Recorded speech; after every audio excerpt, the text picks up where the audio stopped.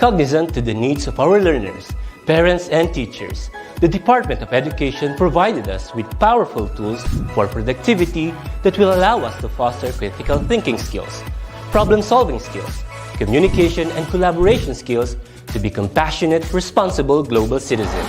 Join us and discover new ideas in our series of professional development training program with the ICTS Edtech Unit and Microsoft Education Philippines. Together, we will equip our learners and empower our fellow educators for a dynamic future.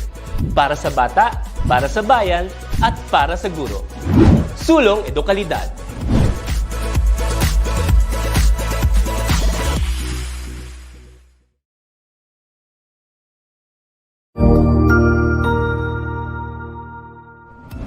Magandang araw, Sir Wilbur po, at your service. Narito ang ETUlay upang gabayan ka sa inyong pag-aaral upang lubos na maunawaan ang iba't ibang paksa o subject. Ang ETUlay ay isang free online tutorial class na pinangungunahan ng ICTS Educational Technology Unit sa pamumuno ni Undersecretary Elaine Del P. Pascua. Ang programang ito ay hindi lamang para sa mga bata, kundi ito rin ay magsisilbing gabay sa mga magulang at mga guro kung paano nila ituturo o gagabayan sa bawat asignatura ang kanilang mga anak o mga estudyante. Sa kasalukuyan, ang self-learning module mula sa rehiyon ng Calabarzon at kilala sa tawag na pivot ang ginagamit sa ating ETUlay online class. Kaya ano pang hinihintay ninyo? Ihanda na ang inyong mga ballpen o lapis, papel o kwaderno at samahan kaming itulay ang pagkatuto para sa bawat batang Pilipino. Sama-sama tayong magtutulungan para malampasan ang mga hamon sa panahong ito. Halina't matuto kasama ang inyong online tutor sa oras na ito.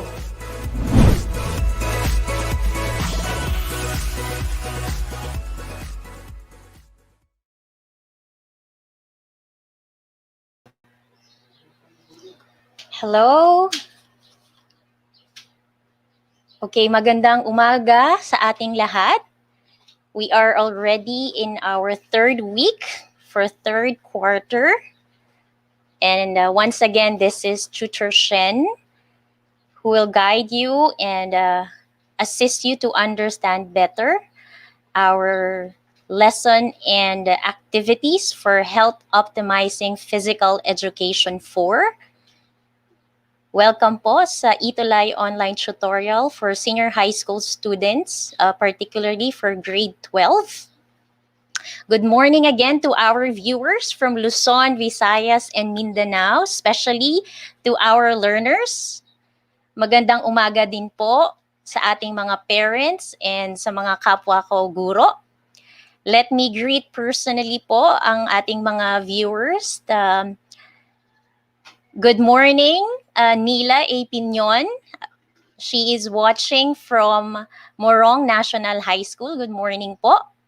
Also, good morning to Mel Dorado, watching from Santo Angel Elementary School, Division of San Pablo City. And welcome sa ating ETUlay online tutorial, Trisha May Minglana Alviar from Canaan East National High School. Good morning then, Erza Ulep. Okay, thank you. Once again, this is Tutor Shen. And we have our third week for third quarter for Health Optimizing Physical Education 4. Once again, our online tutorial for this subject is every Tuesday from 11 o'clock to 12 noon.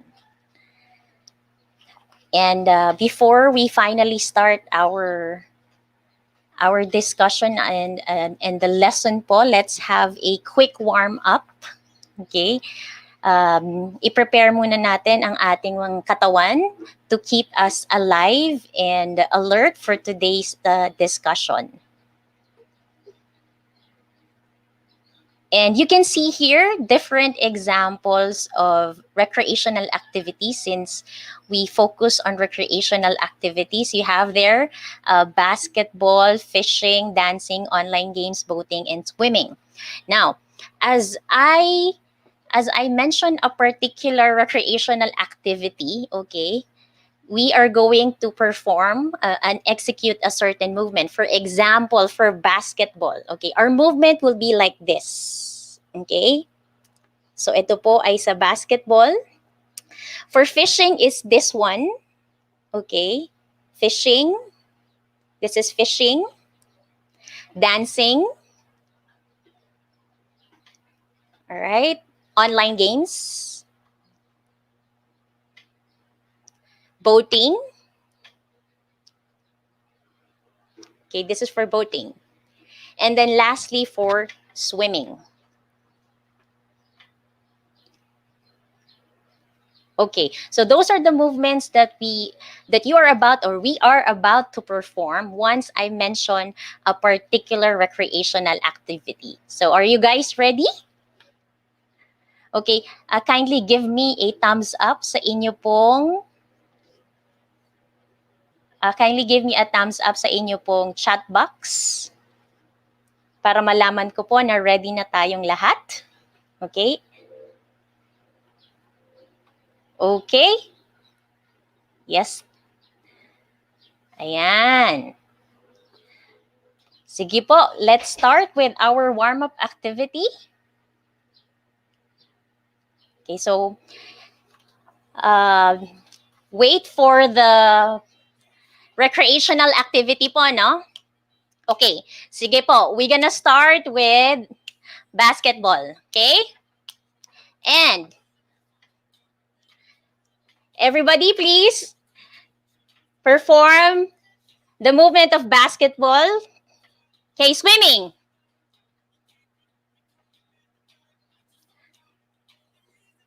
Okay, now let's do online games.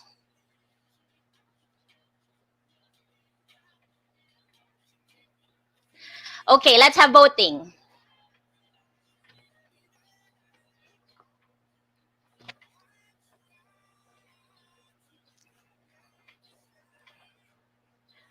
Okay, dancing.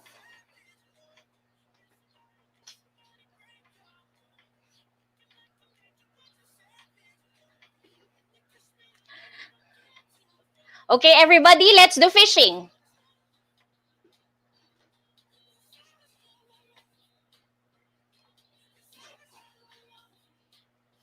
Basketball, once again. Okay, all right, very good, students. Okay, so I hope you were energized for our today's warm-up. Again and again, let me welcome and good morning our viewers. We have Angelica Joy de la Cruz. Good morning. Chenelyn Habay-Habay. Good morning. Hannah Marie Hamon. Good morning. Even Evelyn Meraballas. Okay, from Antipolo City. So good morning po sa inyong lahat. Okay, and we are finally having our lesson for third quarter. It's lesson 3, entitled Moderate to Vigorous Physical Activities. Okay, particularly the kind of recreational activity that we have to learn today is about mountaineering activities. I know you already have an idea about mountaineering activities. Okay, so let me show you our most essential learning competency. So particularly, we have to learn how to engage in moderate to vigorous physical activities, the MVPAS, or the moderate vigorous physical activities, for at least 60 minutes, most days of the week, in a variety of setting in and out of school. I know some part of NCR in Laguna, in Rizal, okay, nasa MECQ na po tayo. And if we are in MECQ, somehow we could have limited outdoor exercises, okay? Such as, for example, we can have yung jogging, okay?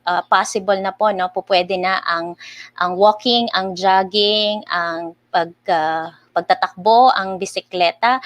But then on, still we have to, we have to follow po yung mga ating mga pag-wear ng face mask, and also yung mga safety protocols while doing this kind of activity. And here are the objectives na ating dapat matutunan, okay, dapat nating ma-achieve. So we have here engage in moderate to vigorous physical activity for at least 60 minutes most of the days of the week in a variety of setting in and out of school. Another one is discuss the nature and background of mountaineering activities. Identify the basic fundamental skills in hiking. And lastly, let's be familiarized with the different facilities and equipment used in mountaineering activities. So are you guys ready? Okay, sige nga po, can you give me a smiley po? Can you type sa ating comment box ng smiley for me to know that you are ready to have our lesson? Okay? Alright, so watching with us, we also have Colleen Quaresma, Monica de la Cruz. Okay, maraming smiley for Mayen Martal. Okay. Smiley with a heart para kay Hannah Marie Laresa Hamon. Okay. Good morning sa'yo, Jalaila Ismael Gangko. I guess you are all ready because you're giving me your smiles. Okay. And let's have a quick review regarding our previous lesson as well. Last time we studied about principles of physical activities and the fit principles, as well as the indoor wall climbing. Now, for today's activity, I want you to identify the following principles. So I want you to type in our comment box the letter of the correct answer. Let's start. Now, what principle is considered a development or continuation of the overload principle? Anybody? Can you please type your answer? Is it A, overload principle, B, principle of progression, C, principle of specificity, or D, principle of reversibility? Okay, so what is your answer? Type in your answer in our chat box, in our comment box.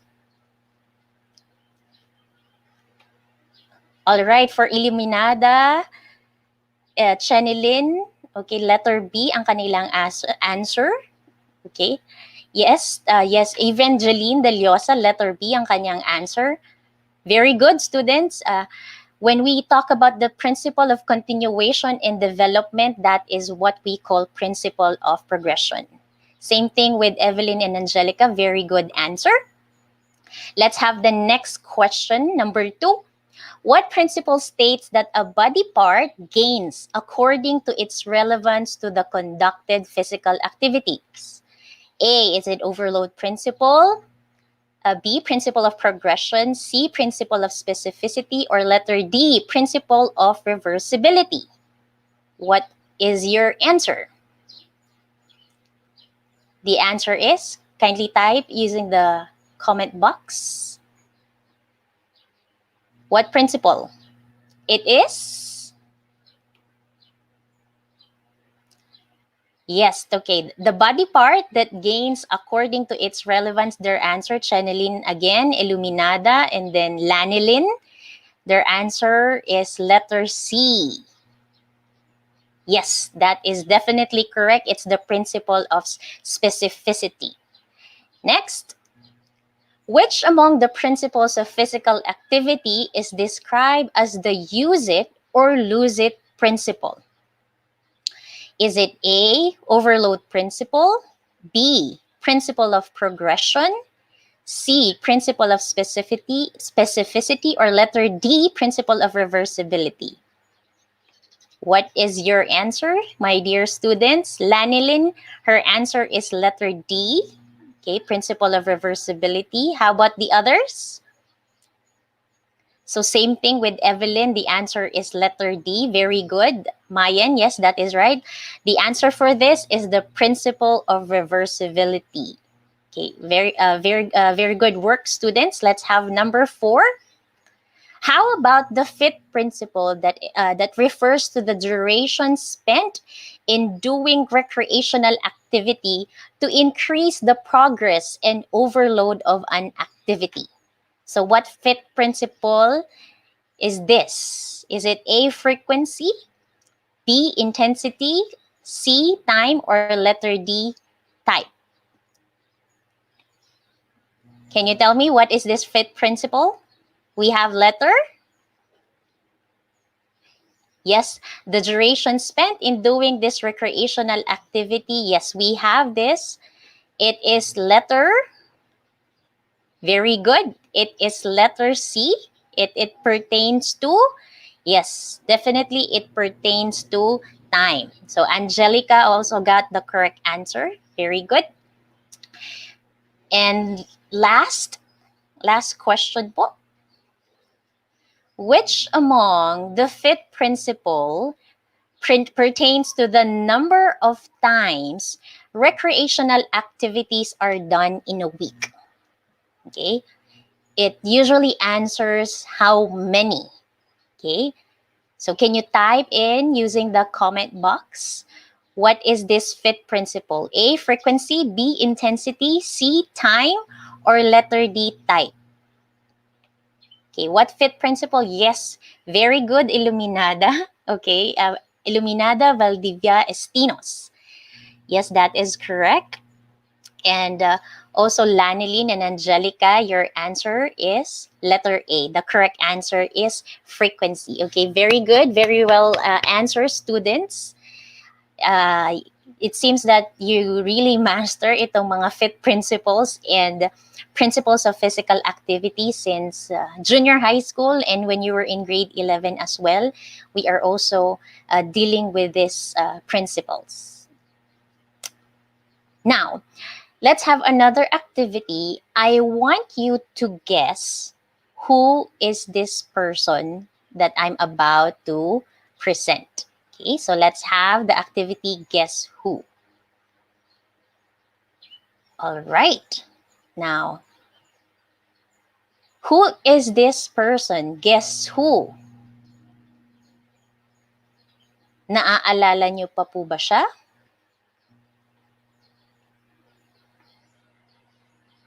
Okay, so let me check using the comment box. Yes, Tricilia Kate Sungsong. Yes, he is Mr. Garduce. Yes, that's correct. Can you tell me ano po kaya ang kanyang pangalan? Kay Angelica naman de la Cruz ay Romeo.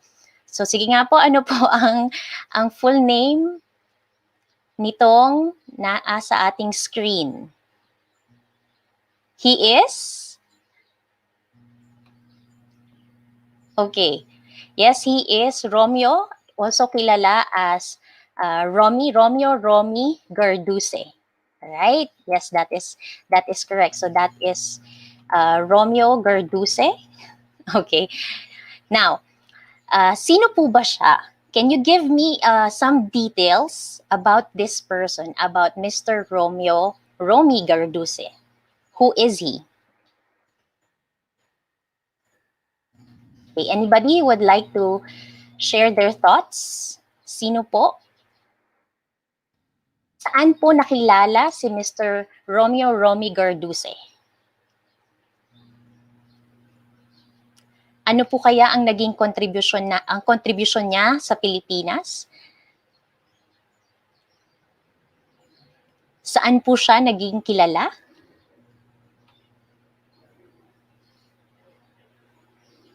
Yes, let me hear your answer. Okay. Yes, Mayen. Again, what's your answer, Mayen? Can you for me to read it well? Sino po si Romy Garduce? The first Filipino to climb Mount Everest. Okay? Actually, meron po, may mga nagtangka na rin na mag-climb ng Mount Everest. Okay? Actually, correct answer for Angelica Joy de la Cruz. Actually, the first Filipino who was able to complete the 7 summit. O yung Rennie own 7 summit. Okay? So just imagine, no, yung mga kung gaano sa tingin niyo gaano kataas ang na-accomplish ang naiakyat ni Romeo Garduse. Sa the seven summit, it includes, yes, kagaya ng sinasabi ni Priscilla, yes, we have the Mount Everest, that is correct. Also the Aconcagua from South America, Denali in North America, the Mount Kilimanjaro in Africa, the Mount Elbrus in Europe, okay, and also aside from that, ang Mount Carstens. And lastly, yung pangpito is yung Mount Vinson in Antarctica. Yes, so that is Romeo Garduse. So meaning to say, in this kind of activity, right? Naging kilala si Romeo Garduse in terms of mountaineering activity, and that is what we are going to study today. It's about mountaineering activities. And I would like to ask this essential question, okay? Since we were talking about mountaineering activity, okay? Now, can you tell me, how will you benefit from engaging to physical activity like mountaineering? Ano po kaya ang maaaring maiambag sa atin if we engage to this kind of recreational activity? So can you cite some benefits of mountaineering? Yeah, it can be in the physical aspect, or pwede rin naman emotional, social benefits. Now you can give a particular answer with the benefits when you engage in this kind of activity.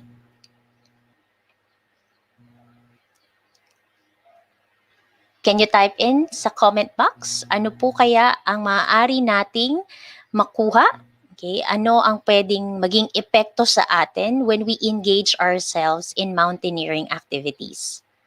So yes, for mountaineering, it is a outdoor recreational activity. Yes, so let me have Illuminada's answer, no? It can develop your cardiovascular and muscular endurance. Very good. For Evelyn, it can reduce one's stress. Yes, that's right. If you really enjoy the nature as well, it can reduce the stress that you experience. It also has social benefits from Chanelin. Yes, especially when you go mountaineering, you go in a group of friends or family, okay, where it can strengthen the relationship. Yes, that is correct. Very good. So these are just some of the benefits when we engage in this kind of physical activities. Good job. And now let's finally start our lesson about mountaineering.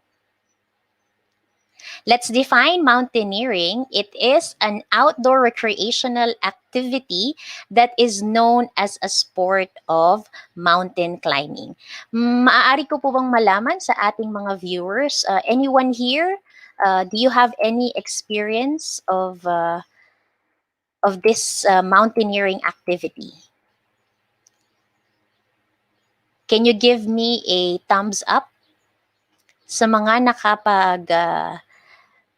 nakapag mountaineering activity na po? Anybody from our viewers today, my dear students? Before this pandemic, no? Baka may mga experience na kayo during the before pandemic sa mga malalapit na bundok sa inyong mga lugar, or maybe you are part of a mountaineering organization or mountaineering group. For Glyza, so she doesn't have any experience with mountaineering activity. So later on, Glyza, let's know more about mountaineering, and let's see if you think you would enjoy this kind of activity, especially pag natapos na yung sitwasyon natin about the virus. Yes, for some, okay, they already have have experience about this activity. Okay, let us learn more about mountaineering. Okay, so again, it's an outdoor recreational activity, and it commonly we can have two exciting activities when we engage in mountaineering activities, such as we have this hiking and trekking. Well, particularly, I can show you later on po ang mga pagkakaiba, no? Sino po kaya sa kanilang dalawa, okay, ang mas challenging? Okay, any guess, students? Which one is more challenging? Is it hiking or trekking? Okay. All right, may nagsasabi na it's hiking, may nagsasabi na it's trekking. Okay, so let's figure out which one, okay, is more challenging. Let me show you the different characteristic. Okay, let's start with the duration. Now, for hiking, usually it lasts less than a day. Okay, depende din sa it would depend on the mountain na pupuntahan po ninyo. Unlike for trekking, it would last anywhere between a few days, weeks, or even months. So depende sa naplano, depende sa taas ng bundok na kanilang pinuntahan. So, particularly, longer sa trekking compared sa hiking. Yes. And then, when it comes to preparation, hiking, it does not typically require much planning. Though, still, you have to involve planning when it comes to the things that you have to bring, yung lugar for safety purposes as well. Now, we have here for trekking, it requires extensive planning and marked routes to take and locations to conquer, as trekking does not take place on marked trails. You need to prepare sufficient food and other essentials to last. So sabi din nga natin, it would take days, and sa mga dadaanan mo, no, somehow may mga ruta na somehow gusto nyo kasi mas ma-explore ang pinuntahan yung mountain, okay, and wala masyadong, syempre, if you want to explore, no, there wouldn't be a particular mark trail na meron dito sa lugar na ito. And syempre, that the planning for the food, the budget, okay, even yung plano physically, kung kaya ng katawan mo would that you would last for weeks or even months, okay, when you participate in trekking. Aside from that, let's have here trails. Pag sa hiking, it has usually marked trails, and then for trekking, okay, trails change during the course that lead to more liberty to trekkers, because sabi ko nga kanina, if they wanted to explore more the place, okay, they wouldn't follow those marked trails. And lastly, for the intensity, it requires moderate, intense physical preparation. So as we engage yung sinasabi nating moderate to vigorous physical activity, so mapapansin natin that hiking, it is if we engage in this kind of activity, it can be considered a moderate physical activity. Meanwhile, for trekking, so again, sabi nga net, it would last for days, okay? And so trekking would require more intense physical training. Okay? Yung cardiovascular endurance mo, well, you are well prepared, okay? And even your muscular endurance, pwede rin kasama yung mental, the mental and emotional aspect, no? You have to be prepared as well onto this. Now, between hiking and trekking, which one do you think is more challenging? So kanina may trekking and may hiking na nag-answer. So this time, as I presented the characteristic of hiking and trekking, which one do you think is more challenging? Okay, let me see your answer. Can you please type in sa inyong comment box? Which one is more challenging? Is it hiking or trekking? Ayan. So, ngayon, o yung mga ibang nag-answer kanina ng hiking, ang answer na nila ngayon ay trekking. So, you finally understood the difference and which one is a more challenging activity, which one is a moderate physical activity and a vigorous type of activity. So, good job from Evelyn, Camille, Kat, Kaparas. Okay, their answers now are trekking.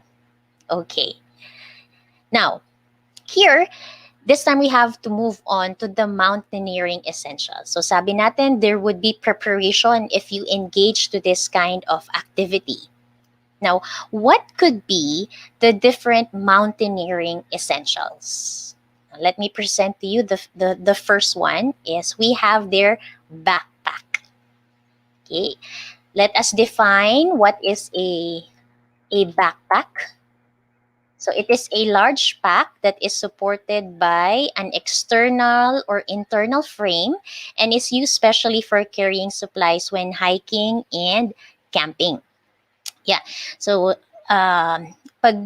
when we have this backpack, no, masasabi natin that this is this is a very essential thing simply because all the things that we need, okay, ay nakalagay dito sa ating backpack. All right, so it's considered a small pack or a large pack that is good for a day's hike. Now, according to Wild Backpacker noong 2020, no, so we have two kinds of backpack. We have the internal backpack and also we have here the external backpack. I will also show you how would they differ, okay, from each other. Now, pag sinabi nating, okay, internal backpack, usually this is the standard backpacking frame type. Okay. Sabi, it is characterized with most weight at center, high between the shoulder blades and close to and it is close to your back. Okay. Now, mapapansin ninyo dito sa ating frame. Okay. So, ito po ang example natin ng internal frame pack, okay, ng internal backpack. So, makikita natin yung distributing pack weight niya, no? So, sabi natin, for internal backpack, now, this is designed with the most weight at the center. Kaya, ang heavy, yung mga heavy na ginagamit natin, so you can see there the dark the dark one, okay, this is the heavy part of the backpack wherein you have to include your supplies or your things na mabigat, yung pinaka mabigat. So you can also have here yung violet, okay, that is medium, and usually kapag mga lightweight object, dito siya sa bandang ibaba. Okay, so that's the description of internal backpack. Now, we have here external backpack.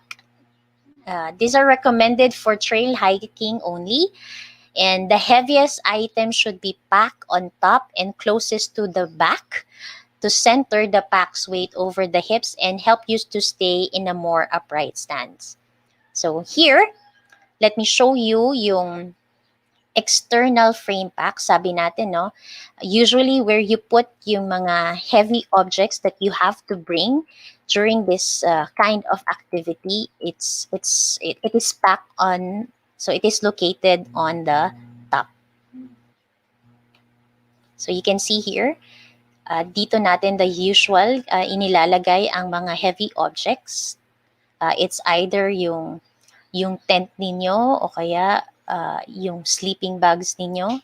And then for medium objects, So at the center, and then here, para sa mga lightweight objects na inyong dadalhin.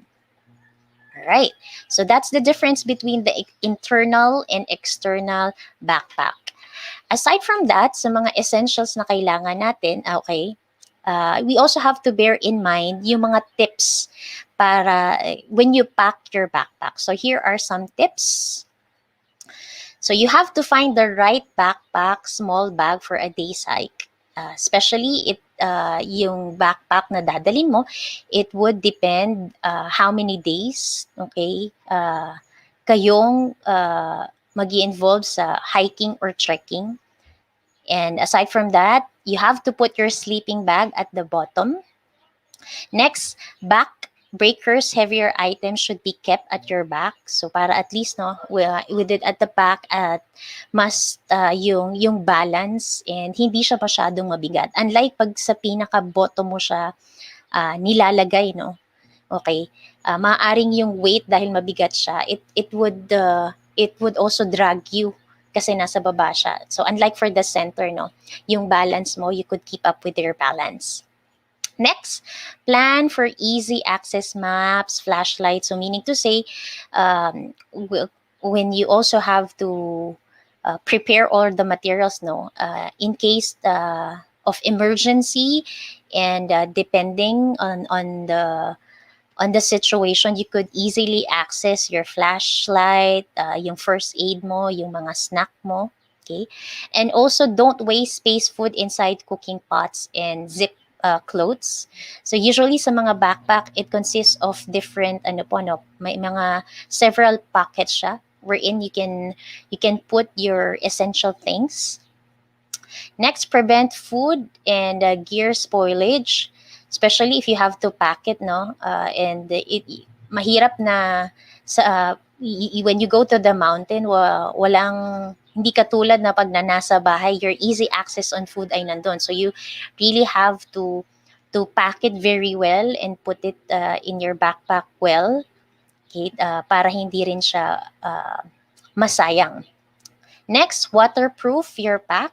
Especially when you go hiking or trekking, sometimes kung hindi mo na plano na ang weather pala ay uulan, so somehow it would protect your things from being wet.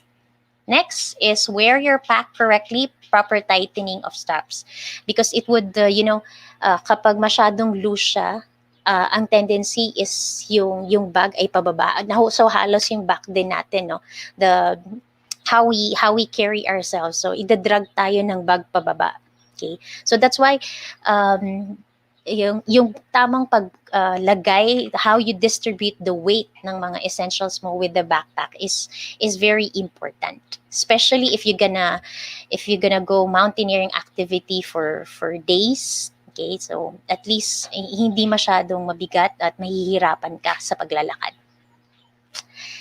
Next essential, aside from the backpack, is we have here the footwear. Now, there are different kinds of footwear that you can use. We have first the hiking shoes. Now, ang hiking shoes, this is more it's a more flexible shoes, pero syempre less support kapag hindi siya bagay sa mga pangmatagalang mga lakad. Next, we have here the hiking boots. Okay. So ito yung medyo average, no? It gives more support and have more protective features, okay, than other hiking footwears. Next, we have here the backpacking boots. So usually, this is very needed during trekking, and since you have to travel to walk for how many days, okay, and you're carrying heavy loads because of the things that you need for the number of days or months, okay, so backpacking boots is best for this. So these are just examples po ng mga footwear. So you can see there, this is the hiking shoes. We have here some hiking boots and the backpacking boots. So these boots are specially designed, especially kung gaano katagal. Okay, it would help the the Mountaineer, no, para mas ma-relax, and it would protect the feet, okay, while walking in a long period of hours. And let's have here the next is the trekking poles. Now, what is this trekking pole? I guess you have some idea, no?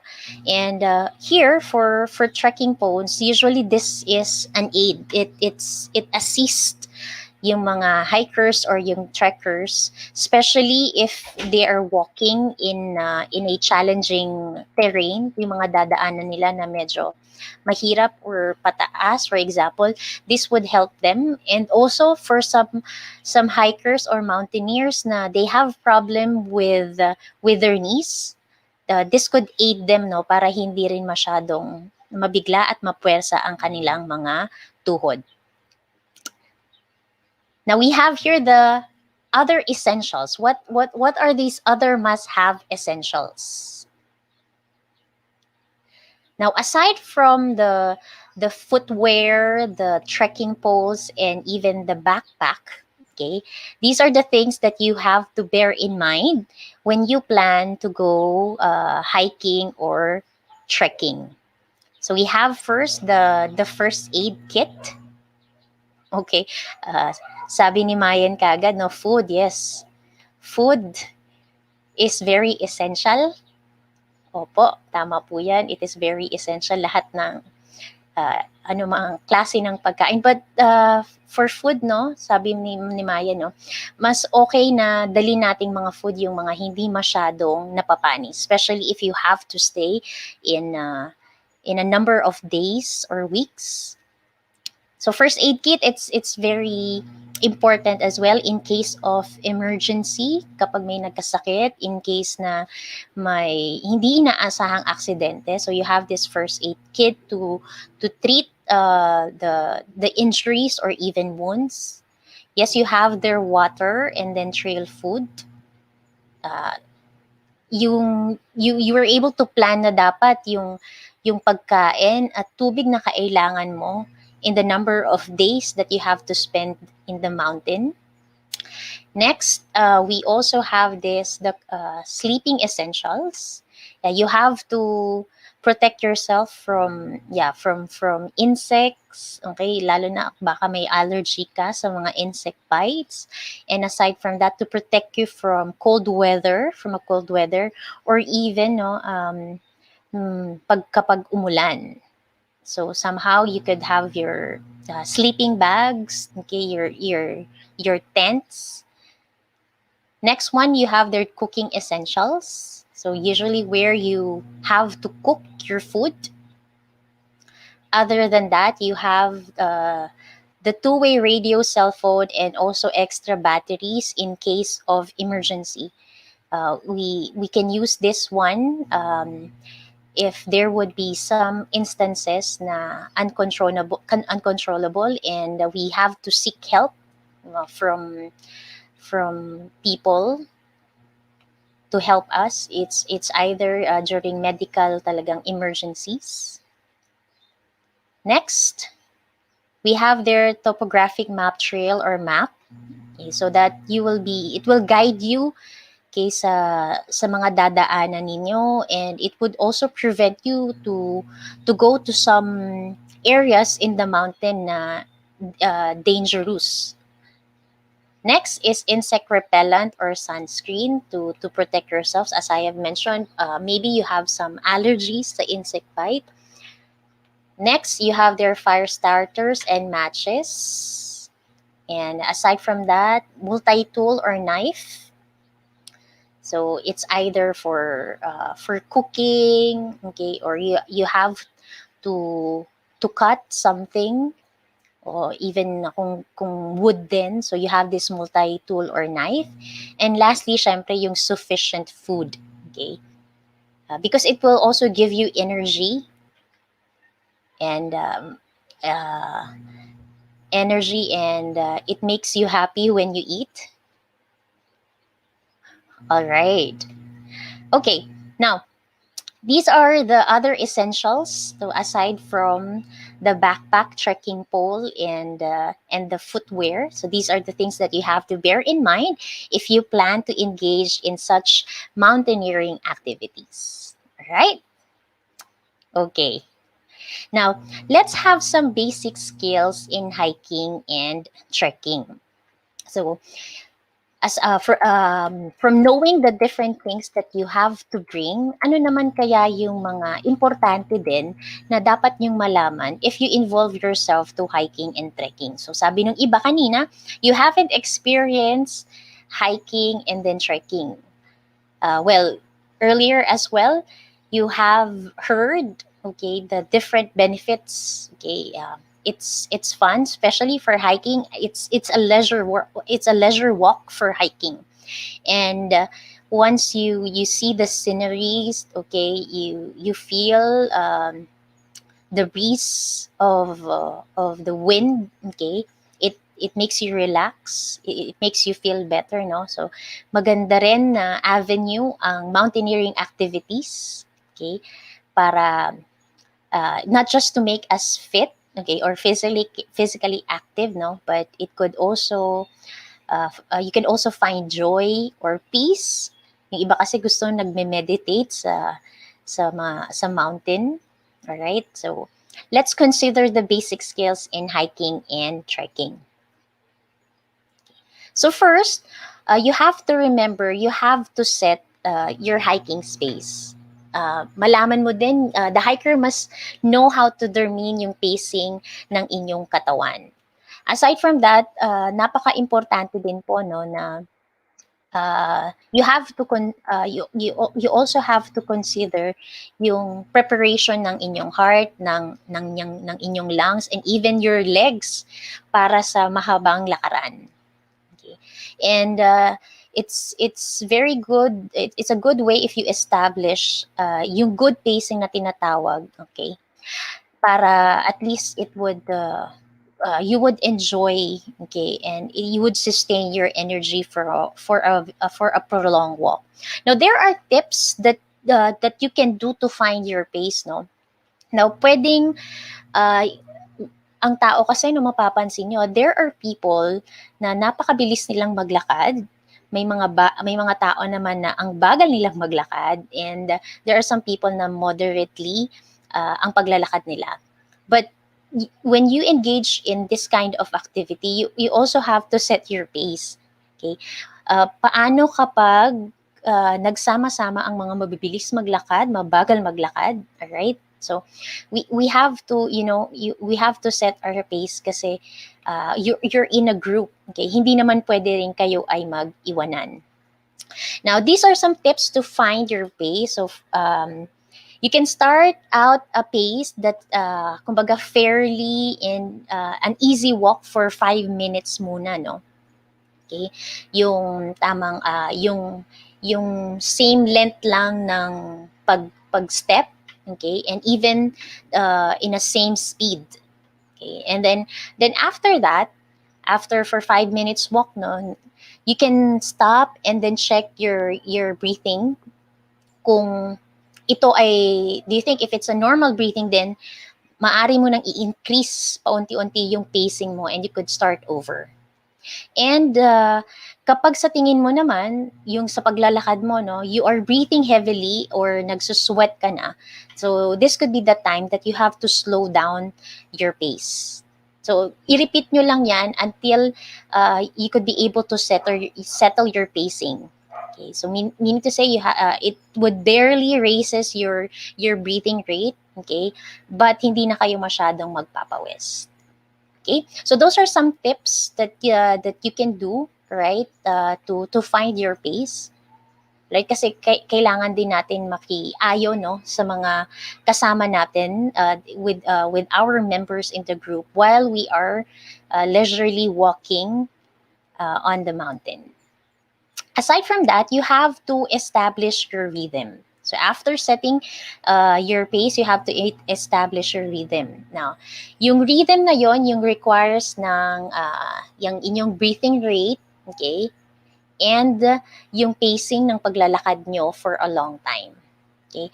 Maaaring yung sa ritmo ng inyong paglalakad, no, you can swing your arms synchronous, okay, doon sa step mo, so that it would help you maintain a good momentum. So sa pacing, this is one tip. You can swing your arms to synchronize to your step. Okay, so those are some of the basic skills in hiking and trekking. You have there the setting your hike space, and also establish your rhythm. So I hope pag natapos din ang ating kondisyon when it comes to COVID-19, sa ngayon you could keep it in your bucket list. Okay, aside from wall climbing, itong mountaineering activity, to make you physically active. Sabi niyo nga kanina, it can improve your cardiovascular endurance. It's one avenue to bond with your friends, to keep the relationship or to make the relationship stronger. Okay? In mental aspect, it's a good place for you to meditate, to reflect. Okay, and especially with the environment, no, you can find joy and or happiness with the things that you see around. Now, here, next natin is I want you to show here a video, okay, about some good places to go for mountaineering activities, and try to be amazed with our nature. So please enjoy watching.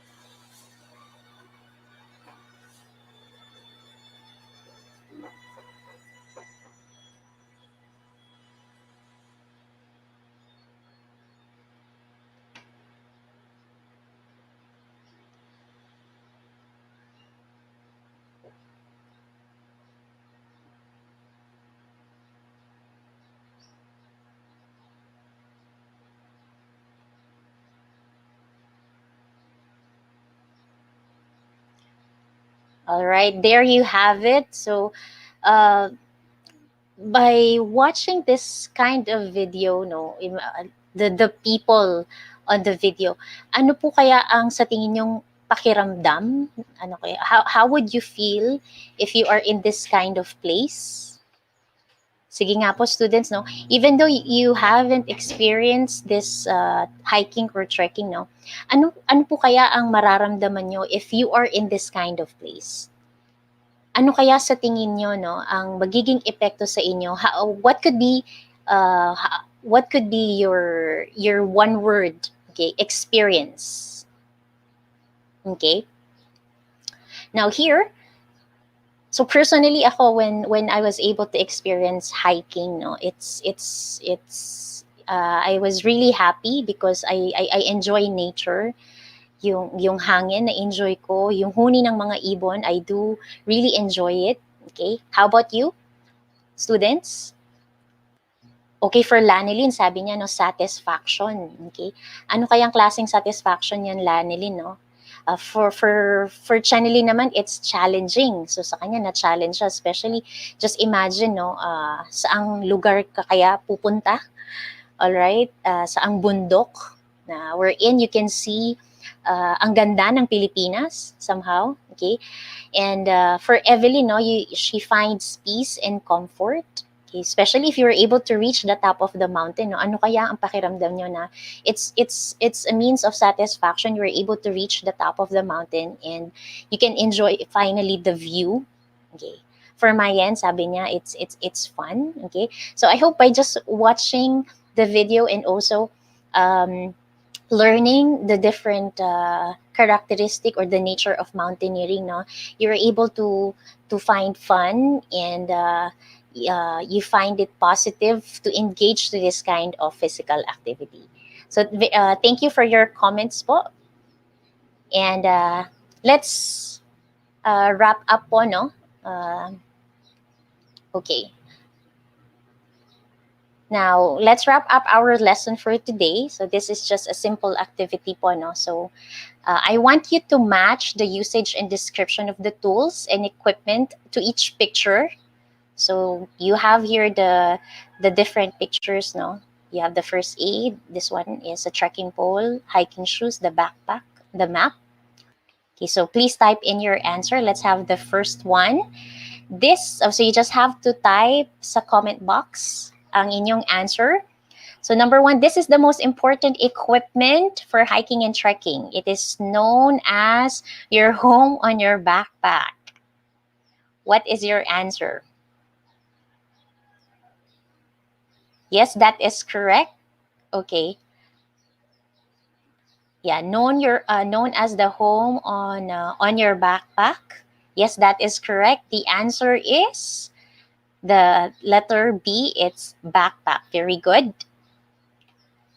Okay, let's move on to, yes, it's letter B. Very good, Evelyn. Let's move on to number 2. This is an essential aid for those with knee problems, which provide lateral stability on steep slopes and aid in climbing rocks or boulders.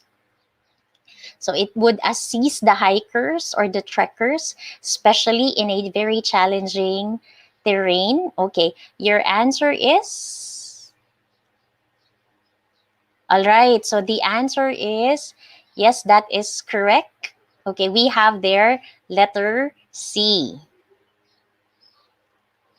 Next, okay, what is this footwear? It is lighter than boots and it has more flexible, but it offers less support.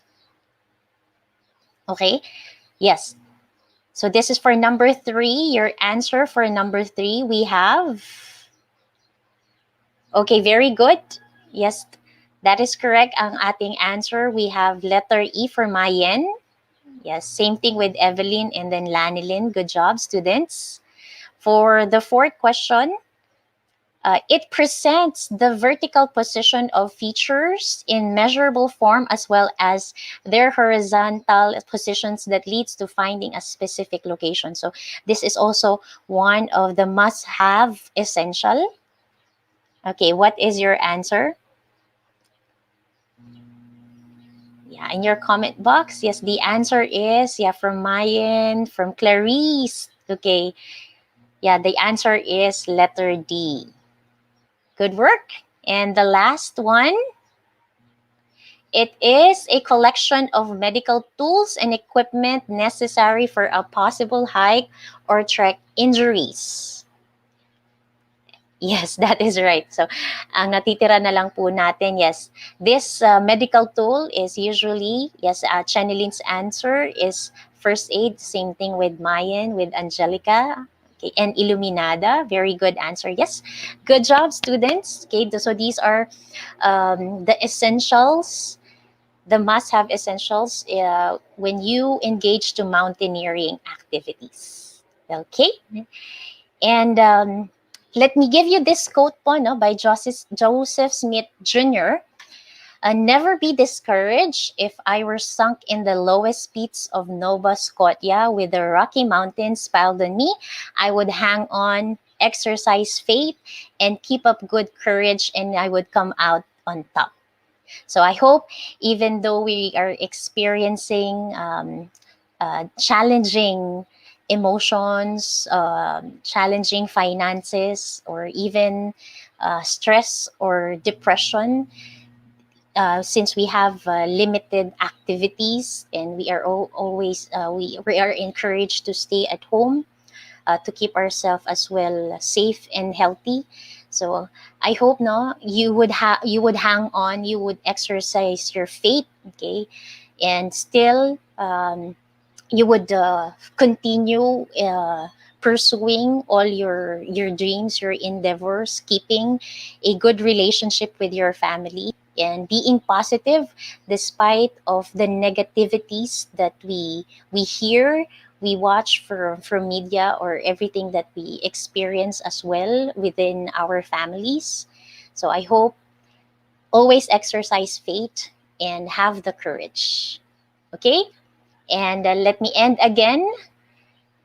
I hope with the things that we've learned, even though we also have limited activities, please be tougher than your excuses and dare to be fit. Once again, maraming salamat po para sa inyong kooperasyon, sa inyong partisipasyon para sa ating Week 3 for third quarter sa Health Optimizing Physical Education. This is your tutor Shen, and magkikita po tayong muli next week to have our lesson 4. All right, so marami pong salamat, and God bless everybody. Keep safe.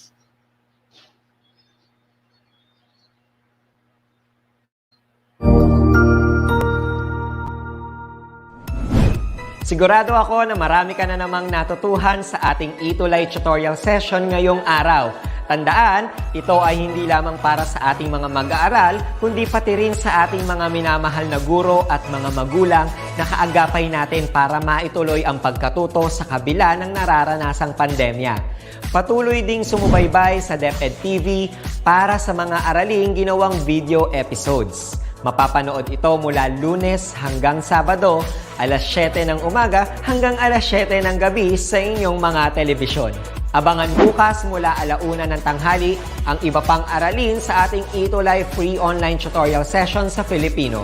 I-like and subscribe at manatiling nakasubaybay sa ating ETUlay tutorial session sa DepEd Edtech Unit FB page at Educational Technology Unit channel sa YouTube at sa DepEd Tayo at DepEd Philippines social media accounts. Paalam!